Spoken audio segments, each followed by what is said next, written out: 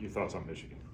Just a short question for you. Yeah, obviously we've had a tough time with them. They've obviously had some really good teams, and I think it starts with Hunter Dickinson and just that matchup. Just how good of a passer he is, and his basketball IQ, and his ability to rebound, just make winning plays. He's a really good player. Jett Howard, gives him someone that's just an elite shot maker.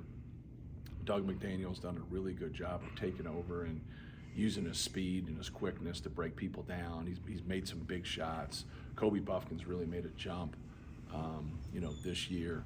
But it's going to be a total team effort, like anything else. We have to do a good job on the glass. We have to do a good job in transition. Obviously, those are staples that you have to do well in, no matter who you play.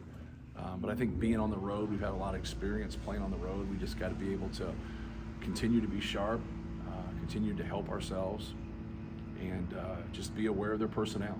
Know what guys can and can't do. Your team's been pretty good on the road, obviously. Just any particular reason for that? Well, we've been able to win some closer games, obviously, whether it's home or away or neutral. Sometimes it's making your free throws. Sometimes it's making an offensive play. It's getting a stop, getting a rebound, just being able to make those key plays at key times. And but each day is a different day, and it's this will be a different challenge for us. And I think we just have to do a good job of not beating ourselves. I thought in the second half of our game the other night, we were causing ourselves a lot of problems because we couldn't take care of the basketball. Dickinson's inside-outside game, how much of a challenge is that for your bigger front court? Yeah, definitely. He was 6 for 9 from 3 last year against us. And now he's going into the game, he's 10 for 25 on the season. So it's not high volume, but it seems to be high volume against us. So there's no way that they're not talking about it and going back to it. We can't allow it to be the focal point of what goes on. It doesn't mean that they can't make a big play at a big time by knocking one of those threes down. In those games outside of the one that we won, they made a lot more plays than we did, and they played better than we did. And that's what we got to keep our focus on more than anything. But it's something that we're definitely concerned with because he's had success against us knocking down threes.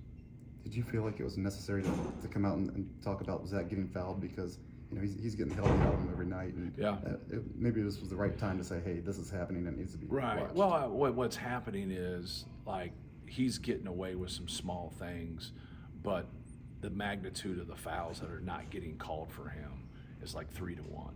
And so like that, if you go back and watch film and you're honest about it and you don't have your blurred vision through your black and gold and you're just honest and you look at it we're getting the short end of the stick here.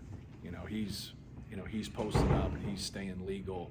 They're grabbing jerseys and they're putting their knees up his backside, and it's tactics, especially when when you deal with somebody that is a good player like him. They're not going to do those tactics because they want to stay in the game. They're not fools, you know what I mean? But when they got subs coming in or backups coming in, and this is all of our games, those are the guys that are you can just see they're going to accumulate the fouls and they don't care, and they're just going to keep fouling.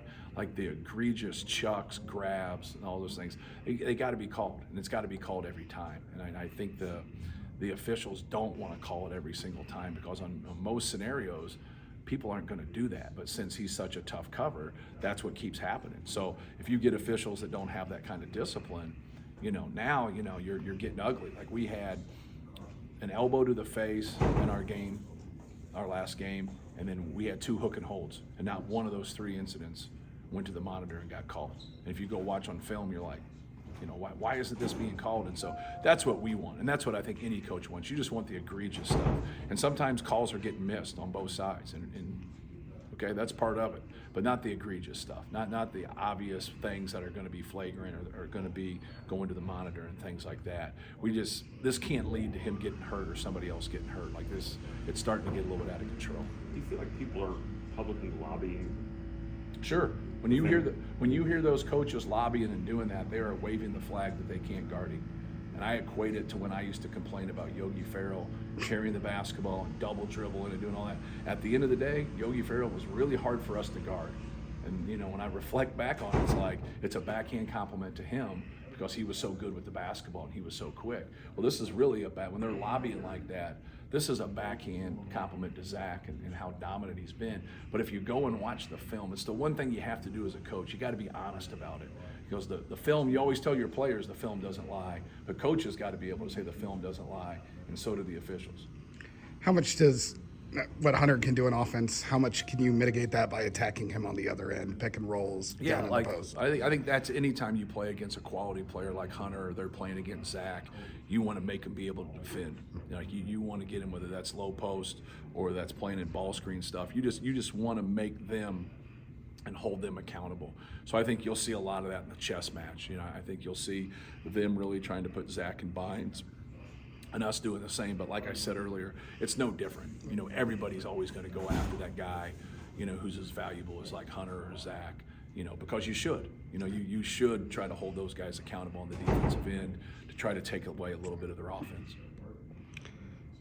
Thank you. Cool. Thanks, guys.